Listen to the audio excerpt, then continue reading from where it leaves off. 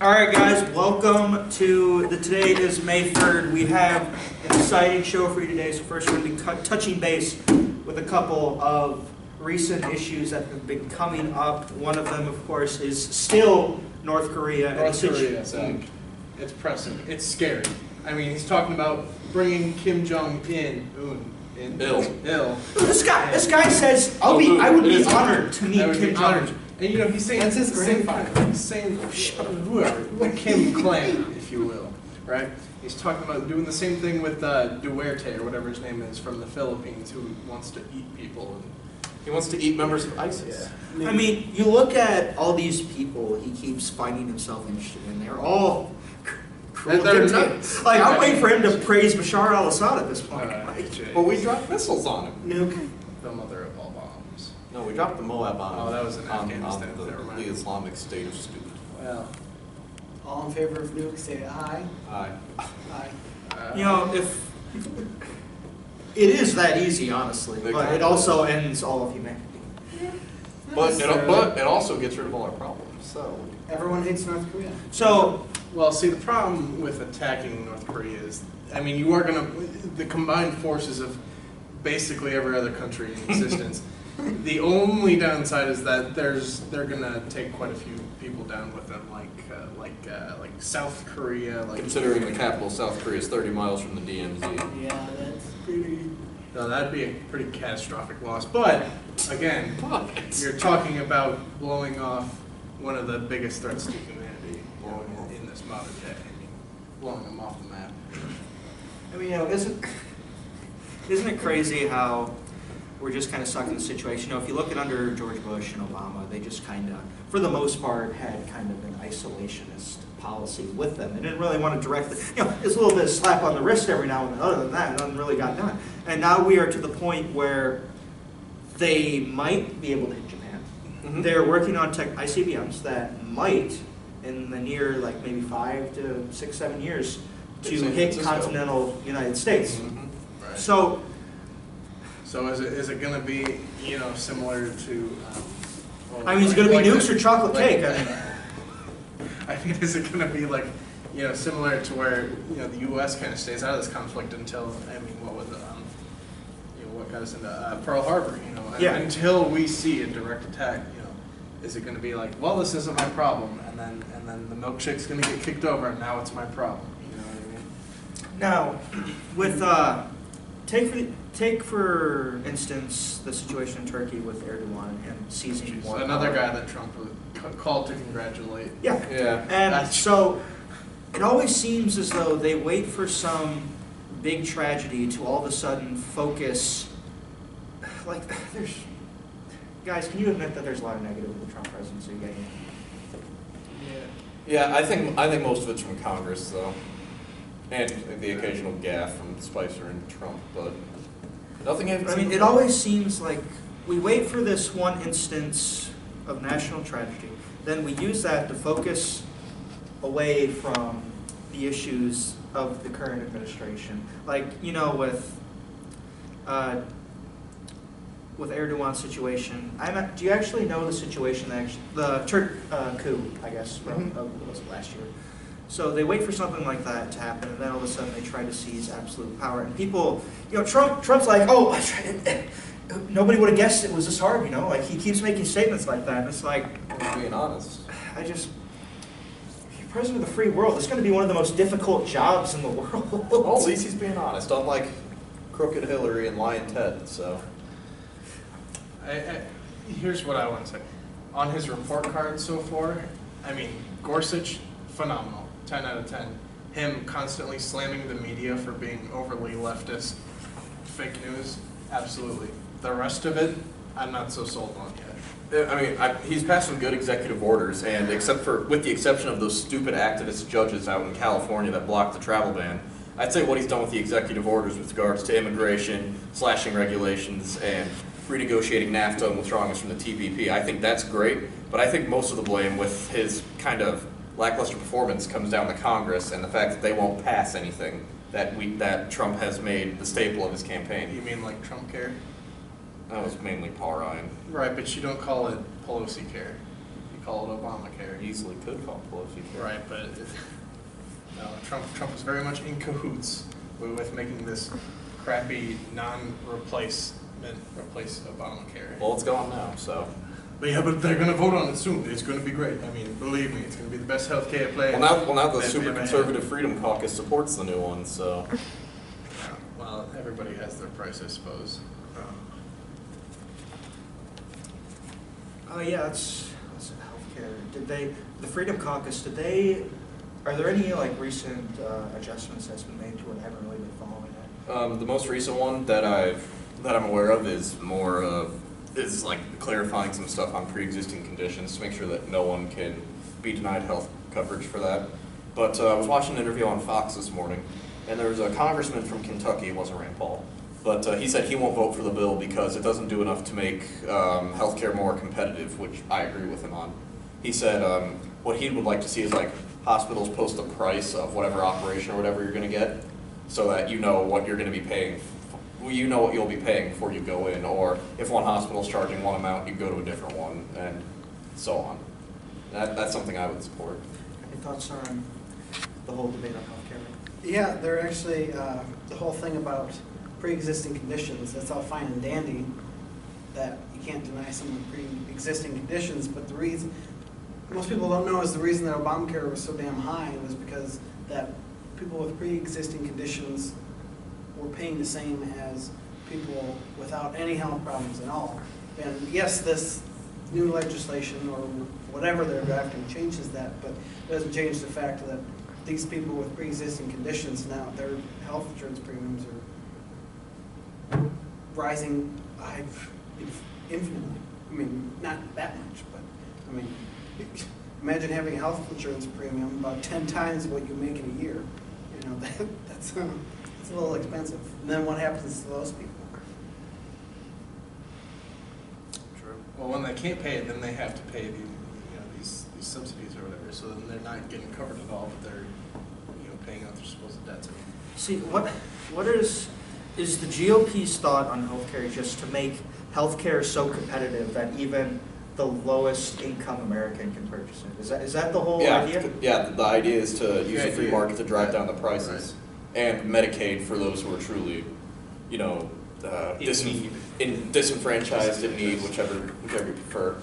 Well, basically, I mean, that's the goal anyway. I mean, any insurance company's goal is to increase the pool of people that are paying into it. Mhm. Because at any given time, there's going to be people who never use healthcare, and that's what we want. People who pay in and then never use it.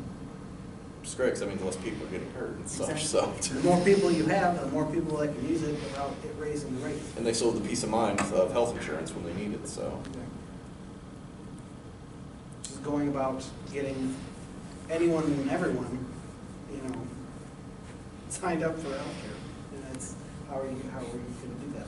Well, Obama's idea of punishing them with a tax isn't really working, and slapping more regulations on the insurance industry hasn't worked either because. I mean, everybody who didn't want health insurance before just paid the tax. Yeah, but before they Or wouldn't the even have penalty. Before they wouldn't even have to pay the tax. So you're still taking money away from them. So. Well, no, before, I mean, you didn't have health insurance, you didn't have health insurance. Yeah, but now they owe the government because they don't feel like buying health insurance. Do you have a problem with the government having more money to fund all the shit they need to? Yes. Yes, if you're Yes, not I do. necessarily taking money from me. Yeah. So, I kind of want to ask this Do you question. have health insurance? Yeah. Well, what does it matter to you? Well, I don't want to pay for everyone else's. I want to pay for the things You're that not concern paying me. for everyone else's, you have health insurance, so they don't charge you that. Right, but then why? Okay, so why is it? Say for instance, I don't have health care. Say I'm one of those kinds of people It's that. just a motivation for you to get health care. What if you don't want Motivation it? by taking my money?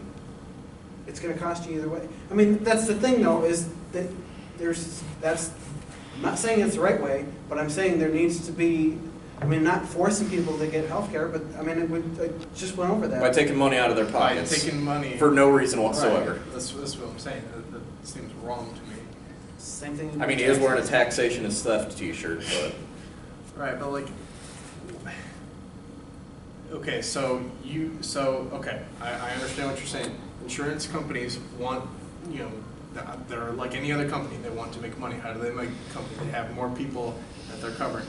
Okay, but then you have people that say, I don't feel like paying really expensive health insurance fees, so I'd just rather go without. I feel like I'm a generally healthy person. So then why does the government see the need to say, well, You need still this. need this, so we're going to charge you for it? Well, because you don't want to pay the outrageous premiums. That's your problem? But what if I don't want the government to be a nanny state? That a mother knows best But I state, asked father him the knows best question, state. is the reason you don't want to buy health insurance is because of the outrageous price. Is that correct? Sure. Yeah. If the price was lower or pretty much nothing, would you then reconsider buying health insurance? Yeah. Okay, well then, If- you need to if- find a way. That's also, Competition, free market. Exactly. Competition. But you're But not that gonna have any doesn't- competition of all if people don't buy health insurance. that doesn't justify the government slapping a tax on you for not buying something. The government has no right to that money. I'd even go a step further, they have no right to your income It's like tax, going- but that's a separate It's like debate. going to Subway and instead of you buying the really healthy Eat Fresh sandwich, you buy like a big greasy pizza and they charge you an additional tax because you're not eating healthier. That's Like stupid. that doesn't make any sense. You have to let the people make their own decisions. Any further thoughts on that? I mean, I guess you have a point, but I have health insurance, so. I do too. it doesn't make a difference to me. I think you should have health insurance no matter what. You don't know, you can live your life to 85 and be as healthy as a newborn baby, but you're driving down that road and you get T-boned, you're going to the hospital. And that's a risk some people are willing to take, and I don't think it's the government's job to tell them what they should and shouldn't do. That doesn't cause direct harm to another person. And especially if that means taxing them, which is completely idiotic.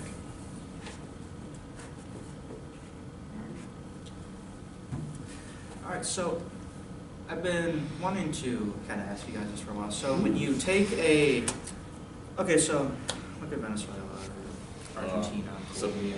You have Socialism these. at its finest. So I'm curious, when we talk about making, let's just take the current subject we were talking about, universal health care. You know, like Cuba, they were able to sustain universal health care. So, you know, Castro, awful guy, right? He kills political prisoners, you know, he makes people disappear, secret police, whatever it might be, enemies of the revolution. But take into account the things that he did with doctors, medical care, education, giving peasants back land from large corporations so they can actually do something with their lives. I mean, what I'm trying to say is, with the idea of returning more money to the hands of the average American, why does it seem like whenever we talk about that, that's all of a sudden labeled as some crazy authoritarian communist nonsense? What do you mean returning, like do you mean like with like national parks and such? Or like taxing people less or something like that. Is that what you Well, mean? no, if you tax people less, then the government has less revenue. What I'm saying is, like, say Yeah, we put push, more money in people's pockets. I Say mean, we- that's the whole thing of Trump's tax. like, say if we push for universal health care, okay, then we have more money in the pockets of Americans because they're paying a flat, Not really. single payer No, system. I mean, No, that just they're raises paying taxes. they're paying huge taxes to the government, and they're not only paying for their health But care, that is they're paying made for up everyone with the else's. lack of a premium. But that's what they Less do premium. anyway. That's what you do anyway when you have health insurance. It's just not mandated. Well, now you're making the entire country pay for it, and not really the entire country, because the top 10% pays 79% of your taxes. Well, then You're going to why- put an even bigger levy on them. If you have such a problem with healthcare, why aren't you going after car insurance companies then? 'Cause that's also completely optional. Not even everyone owns a car. It is. It's not completely optional though, because if you do have a vehicle, What if you don't? legally, A lot of optional, people then don't own you cars. Then you don't need car insurance. But Yeah. the fact of the matter is, If you don't get sick, you don't need health insurance. well, who says that I'm going to get in an accident driving home? I'm the best driver ever. Why is it legally mandated that I have car insurance? I'm not supporting that either. Yeah, no one's in support of that. So I guess when we talk about, like, let's say tuition-free colleges, let's say universal health care, let's say, getting rid of premiums, and then, even though the average American pays a little more in taxes, they're not, paying a high premium that's set forth by an insurance company. Why is it when we talk about that is all of a sudden deemed as radical, like communism or something like that, when in Europe that is centrist thinking? You were saying like Okay, so the underlying problem is not that I'm against everybody having access to healthcare or everybody having access to higher education or everybody having access to these phenomenal but we talk commodities. about- But what I'm against is mandatorily making other people pay for it. And you talk about other people, you talk about like average citizens paying a little bit more in taxes. That's not how it That's works. not how it works. It goes straight to the top, and then when that well runs out, it goes down again and again and again. And if you look at places like Belgium, where the income tax is 50%, I don't want to give half of my income to the government to pay for not only my health insurance, education, whatever, but to pay for everyone else's too. I am not okay with that. Government has no right to my income tax in the first place. I'm just saying though, when we have, like, if you look at the Latin American countries that practice their version. You have no right to use public roads or anything public. You have no right to leave your land. If you don't want to pay taxes, that's fine, but don't leave your property. Okay, fair enough. If I need to use any public utility, I'll pay for that. But we're also not talking about that. Income taxes don't fund your roads and stuff. That's what property taxes and such are for. Income tax funds wasteful government bullcrap spending, including Medicaid, pensions for absolutely everybody, and countless other programs that are just a big mess, a big waste. I know I threw Medicaid in there. I probably shouldn't have. That was a bit of a gaffe on my part. My bad. Are we actually out of time? Okay, guys, we're actually going to end it there. Good, healthy debate, guys. We'll see you next week. I think next week is going to be our last episode. Gonna have a reasonable We're discussion. going to have some sort of reasonable discussion. Of course. We really hope that you enjoyed like the random political memes in the background. Some funny we thought we'd do on our part. So, hope you have a nice day.